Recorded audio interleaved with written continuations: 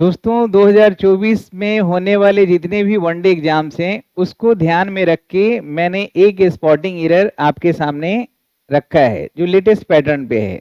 जो सीरियल में जितने भी चेंजेज आए हैं कि हर क्वेश्चंस के लिए आपको स्पेशल इंस्ट्रक्शंस रहता है, तो स्पॉटिंग एरर जो दिया रहता है उसमें यही पैटर्न होता है कि सबसे पहले एक सेंटेंस लिखा है उसको 4 हिस्सों में सिग्रीगेट किया जाएगा और चारों हिस्सों को यहाँ ऑप्शन बना के 4 ऑप्शन में लिख देगा।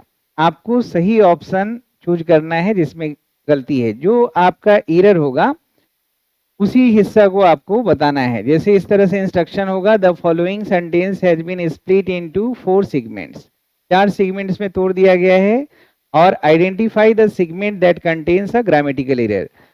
तो हमें जब भी सवाल बनाना है तो उसके इंस्ट्रक्शंस को पढ़ना बहुत जरूरी होता है। तो देखिए 4 सेगमेंट है, ओनली आफ्टर को यहाँ रख दिया, सी फेस्ड फाइनेंशियल डिफिकल्टीज, दूसरा में सी अंडरस्टैंड द इम्पोर्टेंस, तीसरा में ऑफ सेविंग मनी। अब यहाँ पे बताइए कि किस पार्ट में गलती है। तो आपको पिछले क्लास में मैंने बताया था कि अगर कोई वाक्य की शुरुआत नॉट अनलेस से हो या नॉट अनटिल से हो या नॉट सिंस से हो तब क्या करना है। उसी श्रेणी में एक और आज आपके लिए नया चीज जुड़ रहा है कि अगर ओनली आफ्टर से हो।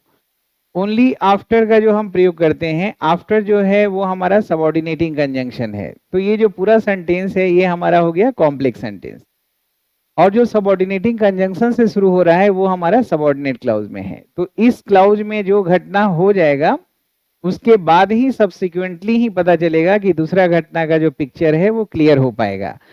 Only after she face financial difficulties, जब उसने फाइनेंशियल डिफिकल्टीज फेस किया या की उसके बाद ही वह समझ पाई कि पैसा सेविंग करना कितना इंपॉर्टेंट है। तो दोस्तों अब ये सबऑर्डिनेटिंग कंजंक्शन है तो हम बीच में भी बना सकते हैं इस तरह से कि she understood the importance of saving money only after she faced the financial difficulties या फाइनेंशियल क्रंच।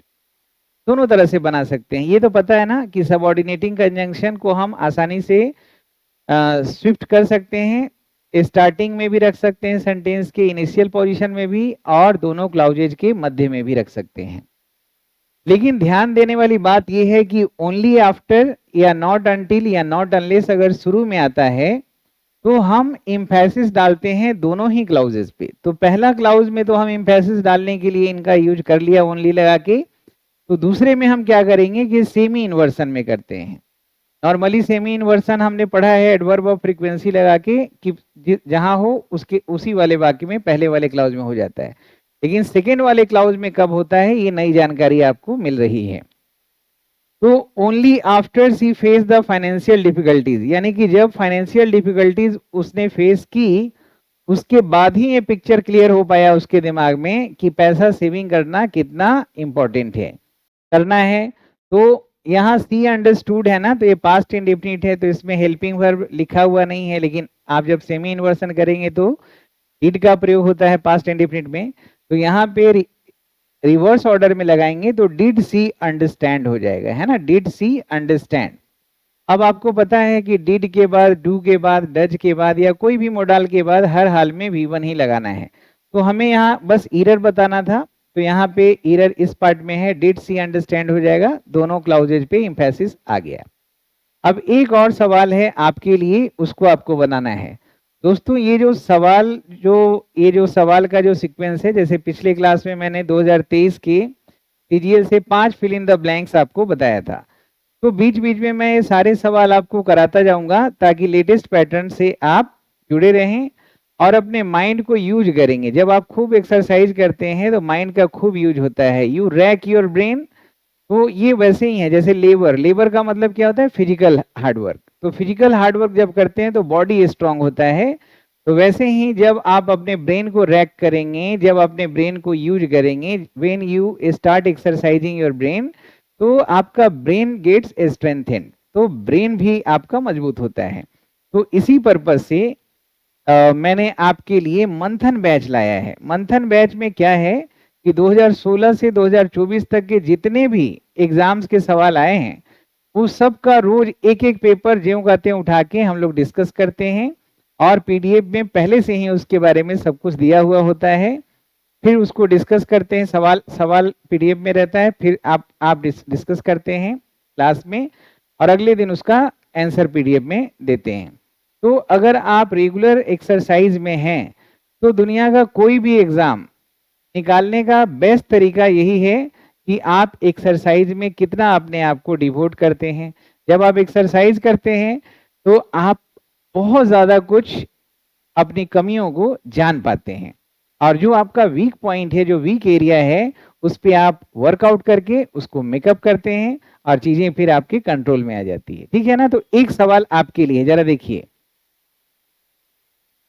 इसको, जरा देखिए इसमें क्या एरर है। यहाँ पे भी ओनली आफ्टर से शुरू हो रहा है, तो हम इस वाक्य को दोनों तरीके से बना सकते हैं। जैसे हम ऐसे देखिए, दो क्लाउज है ना, तो ऐसे भी लिख सकते हैं। पहले इसको लिख दिए, she understand realise the significance of team work only after they fail to meet their project deadline. ठीक है, आसानी से कहीं भी हम स्विच कर सकते हैं, इनिशियल पोजीशन में भी सेंटेंस के या मध्य में भी। तो अब यहाँ शुरू में चूंकि लिखा हुआ है तो हमें सेकेंड वाले क्लाउज को सेमी इन्वर्सन में करना पड़ेगा। तो फिर यहाँ पे क्या गलती है, only after they failed to meet their project deadline. Project का जो समय सीमा था आखिरी, उसमें पूरा नहीं कर पाए, असफल हो गए वे लोग, तभी वे लोग को एहसास हुआ कि टीम वर्क का क्या महत्व है। तो यहाँ पे दे रियलाइज की जगह क्या हो जाएगा, डिड दे रियलाइज। हालांकि हमें यहाँ एरर बनाना था, इसी को हम fill in the blank, sentence improvement कैसे भी पूछ सकते हैं। आपको बस ग्रामेटिकल न्यूएंसेस का जानकारी होना चाहिए। तो यहाँ इसमें गलती हो गया दोस्तों। अब ये पूरा समझिए, ओनली आफ्टर जो है ना सबऑर्डिनेटिंग कंजंक्शन है, जो सबऑर्डिनेट क्लाउज बनाता है, और उस वाक्य को हम कहते हैं कॉम्प्लेक्स सेंटेंस। तो ओनली आफ्टर का मतलब होता है कि समथिंग हैपेंस और बिकम्स क्लियर, यानी दूसरे वाले क्लाउज का घटना तभी क्लियर होगा या अकर करेगा जब पहला वाला जो स्पेसिफिक इवेंट या कंडीशन है वो पूरा हो जाए तभी। और इसको हम आसानी से दोनों जगह स्विच कर सकते हैं। देखिए यही वाक्य था कि उसने पैसे बचाने के महत्व को तभी समझा जब उसे आर्थिक समस्याओं का सामना करना पड़ा। He understood the importance of saving money only after she faced financial difficulties. दूसरा जो था कि they realized the significance of teamwork only after. Only after यहाँ बीच में लिखा है, लेकिन अगर यही वाला पूरा का पूरा क्लाउज शुरू में आ जाए, only after they fail to meet their project deadline, तो फिर यहाँ सेमी इन्वर्सन में रिवर्स ऑर्डर में करेंगे, अन्यथा नॉर्मल ऑर्डर में भी हम इसको बना सकते हैं। दोस्तों वैसे तो बहुत सारे लोग हैं जो लगातार मतलब बच्चों के उत्थान के लिए भी काम कर रहे हैं, अपने उत्थान के लिए भी काम कर रहे हैं। जाहिर सी बात है, लोगों की भलाई करेंगे तो अपना भी हो जाता है। लेकिन ऐसे बहुत कम टीचर हैं जो आपके लिए हर एक सेगमेंट पे बहुत जबरदस्त मेहनत किए हैं। जैसे आपको पता है कि अलग अलग बच्चों के साथ अलग अलग समस्याएं हैं। जब आप सवाल बनाएंगे ना, जब आप मंथन बैच ज्वाइन करेंगे, तब आपको पता चल सकता है कि मेरा इडियम फ्रेजेज बहुत अच्छा है लेकिन फ्रेजल वर्ब में मैं कमजोर हूँ। मेरा सिनोनिम एंटोनिम्स तो अच्छा है लेकिन मैं कंफ्यूजिंग वर्ड्स में मुझे दिक्कत होती है। क्लोज टेस्ट में सही कंफ्यूजिंग वर्ड्स हम नहीं समझ पाते हैं लगाने के लिए, या हम कह सकते हैं प्रीपोजिशनल फ्रेज नहीं आता है। तो अलग अलग बच्चों की अलग अलग समस्याएं हैं। तो जब आप प्रैक्टिस करते हैं उसी समय आपको अपनी कमी का अंदाजा हो जाता है, एकदम शीशा की तरह साफ साफ पता चलता है। तो मैंने क्या किया है कि ग्रामर का तो एक सेपरेट बैच दिया ही है, ये मंथन बैच भी है। मंथन बैच को आप ज्वाइन करें, 1 साल तक लगातार पढ़ाएंगे इसमें, और कोई भी एग्जाम आसानी से निकलेगा। इसके इंपॉर्टेंस को समझें। सब लोग इतना मेहनत नहीं करते कि सिग्रीगेट करके, अब जैसे बहुत सारे ऐसे भी एग्जाम है जहाँ ट्रांसलेशन की भी जरूरत होती है। अब बहुत सारे हिंदी बेल्ट के जो बच्चे हैं, वो उनका जो ये होता है फोकस कि हमें समझना भी है। कई लोग होते हैं रट लेते हैं, कुछ लोगों को समझ में नहीं आता है। तो सिंटैक्टिकली भी हमें स्ट्रांग होना है और सिमेंटिकली भी।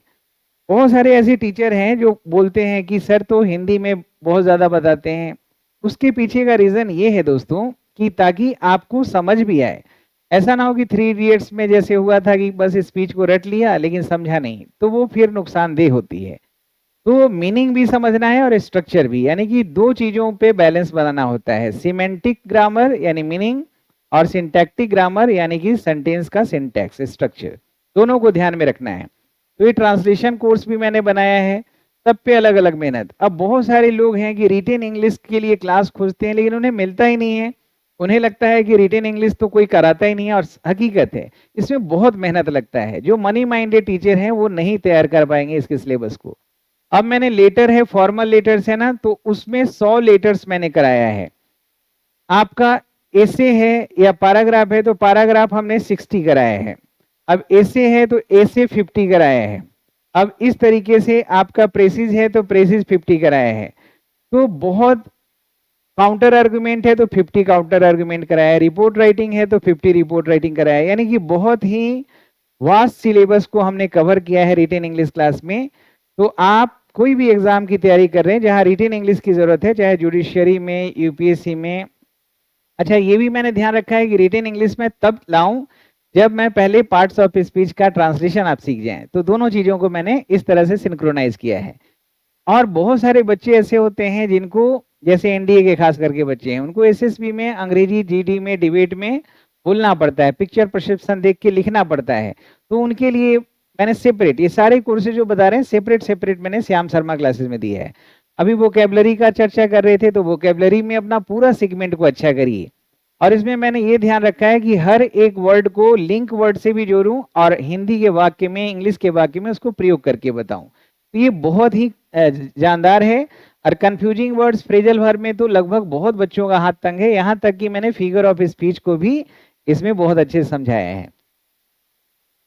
और ये ग्रामर जो है दोस्तों, इसमें 27 टॉपिक हैं, जिसमें इसमें punctuation, adverbial, adverb, mood, modifier, noun, pronoun, और इस तरह से बताया है ना कि आप हर एक चैप्टर को पढ़ने के बाद उसी चैप्टर के बेस पे लेटेस्ट पैटर्न पे आप प्रैक्टिस भी कर सकते हैं, और हर क्वेश्चंस में वोकेबलरी भी पिरोया हुआ है।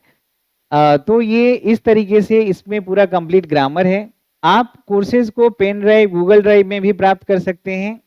और ये जो बुक मैंने लिखा है 8 बुक्स, ये बहुत सारे बच्चे हैं जो चाहते हैं कि हम स्टडी मटेरियल भी हमें मिल जाए, तो मैंने 8 बुक्स जो बनाया है बहुत ही तराश करके बनाया गया है। और खास करके जो पहला ग्रामर की किताब है, अगर आपने नहीं मंगाया है तो इसको जरूर मंगाइएगा, इसलिए कि अगर ये किताब अगर आपके पास हुआ ना तो आपका सारा समाधान दूर हो जाएगा। और अगर कहीं ऑफलाइन कहीं पढ़ भी रहे हैं तो आप टीचर से वो सवाल कर सकते हैं जो टीचर बच के निकलना चाहता है। तो ये सारे चीज इसमें दिया हुआ है इन किताबों में। और किसी भी तरह का जानकारी के लिए 9599 ये जो नंबर है इस पे कॉल करेंगे, और ये वेबसाइट से भी आप कोर्स देख पाएंगे, और सेम लॉगिन से ऐप पे भी, ऐप और वेबसाइट दोनों पे कोर्स देख पाएंगे। और लाइव और रिकॉर्डेड दोनों वीडियोज अवेलेबल हैं। और ये जो पूरा का पूरा कोर्सेज जो मैंने बताया 6 कोर्सेज, ये 6 कोर्स का पूरा पैकेज अगर ले लेते हैं तो ये सोने पे सुहागा हो जाएगा। तो चलिए आज के लिए इतना ही, अगले वीडियो में कुछ नए क्वेश्चन के साथ आपसे मिलते हैं। अपना ख्याल रखेंगे। जय हिंद, जय भारत।